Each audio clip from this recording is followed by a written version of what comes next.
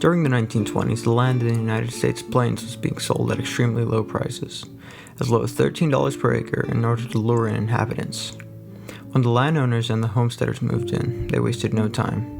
The less wealthy inhabitants dug themselves homes, which they called dugouts, while those who had the money were able to build houses above the earth, which were nice but were more susceptible to the harsh weather that the land brought in: tornadoes, grass fires, blizzards, and hailstorms. After they settled themselves in, they started renovating the land by installing windmills to pump water from aquifers and digging up the land to prepare to plant crops, which grew abundantly in the fertile soil that the land had to offer. The major crops were wheat, cotton, tobacco, and grass for feeding livestock. Come the 1930s, the surplus of these crops deflates the prices at which they are being sold. Therefore, the producers of these crops were crippled economically.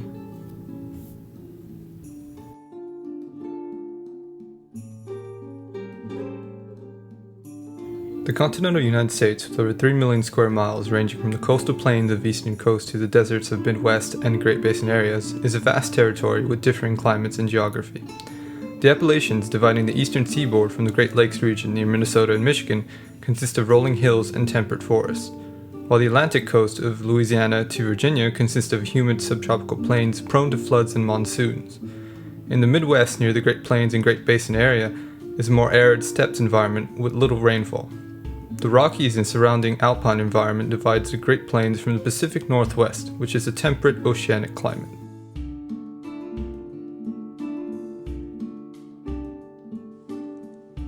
With the influx of immigrants at the beginning of the 20th century, we saw groups of immigrants from all across the world flock to America in search of economic prosperity.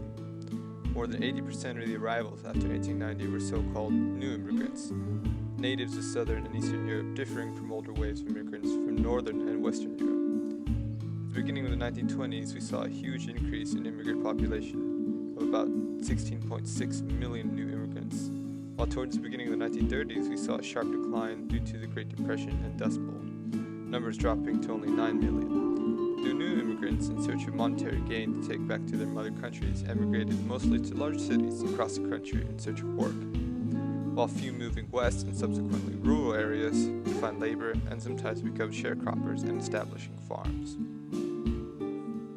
One of the national agencies in charge of collecting data on the population is the United States Census Bureau. Its main job is conducting a U.S. census every 10 years. It was first formed on July 1st, 1903, right as the American population was starting to increase dramatically. With over 12 regional offices and various local offices, it is adept at performing nationwide censuses. Its records tie directly choosing seats for the House of Representatives and the population of the respective states. It is also in charge of taking various censuses and surveys that help allocate $400 billion in revenue annually. They also help communities, businesses, and organizations across the country make better decisions while surveying Americans.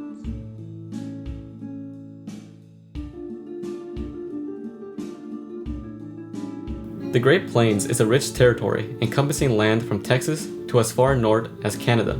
This vast reach of land contains a diverse amount of people from different areas around the world. The original inhabitants of the Great Plains were the Plains Indians, which composed of multiple Native American groups such as the Cheyenne, the Comanche, the Lakota, the Crow, and many others. These groups provided the first cultures of the land, for each Native American group had their own language, religion, and cosmologies. An example of a Plains Indian ceremony is the Sundance, where each person would sacrifice something of themselves for the good of the community. In the late 19th century and early 20th century, many people from countries such as Germany, Russia, Sweden, and Denmark immigrated to the United States and found a home in the Great Plains. The most prominent group were the German Russians, who had no difficulty adapting to their new home due to already being accustomed to an agrarian lifestyle in their native Russia. They lived in tightly knit German communities where they built German-style churches and created choir groups that sang German church hymns. Due to World War I, anti-German sentiment rose in the United States, and many German immigrants were often harassed and attacked by many throughout the country.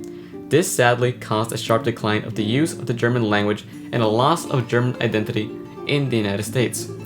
However, there is no denial that the German culture greatly impacted the American West, as its influence is still seen today, for example, where German is the second most spoken language in North and South Dakota. Encounters. The First National Bank of Dalhart did not open for business on June 27, 1931. The sheriff, Harvey Faust, was faced with a mob that gathered outside of his office. They demanded that he reopen the First National Bank, which would not give them their money.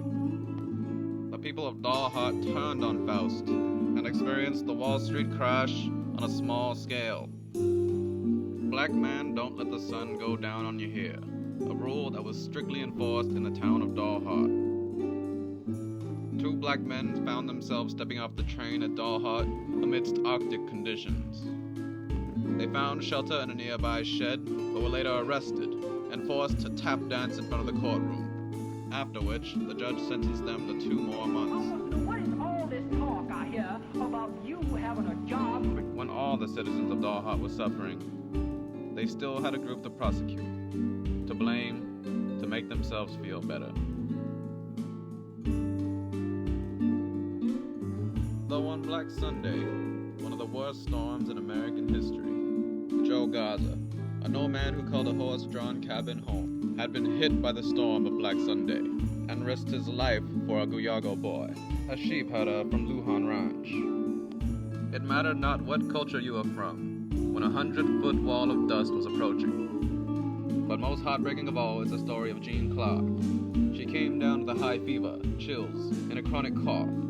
She was hospitalized, and then the doctors told her that they did not know whether she would make it to Easter Sunday, 1935. She slept most of the day. She only awoke to her father's cigar smoke. Her sense of impending doom represents the whole of the book, The Worst Hard Time. The inevitability, the despair, knowing that things will not get better.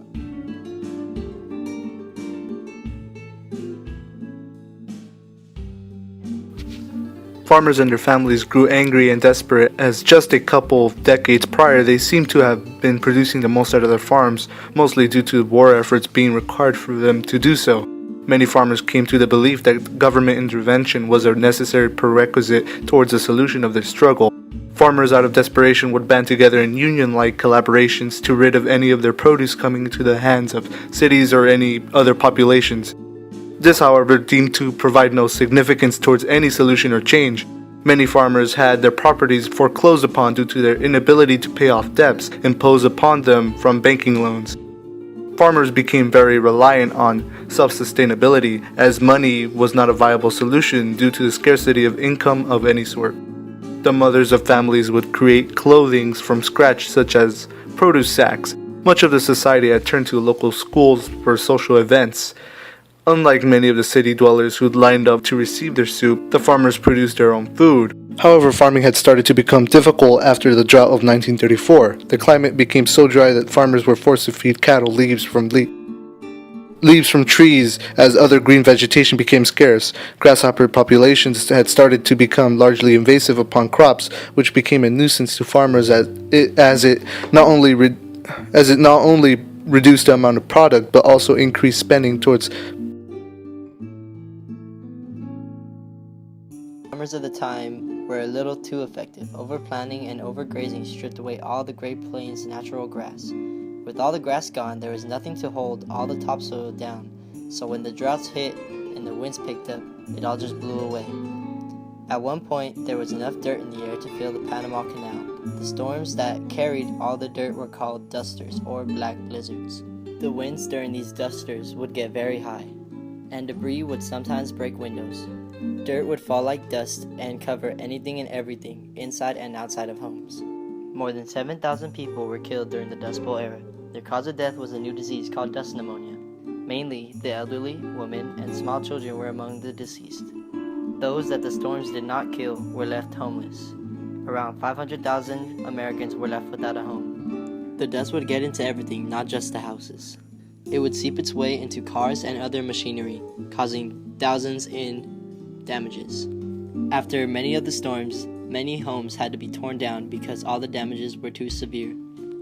The storms left many homes and even towns uninhabitable.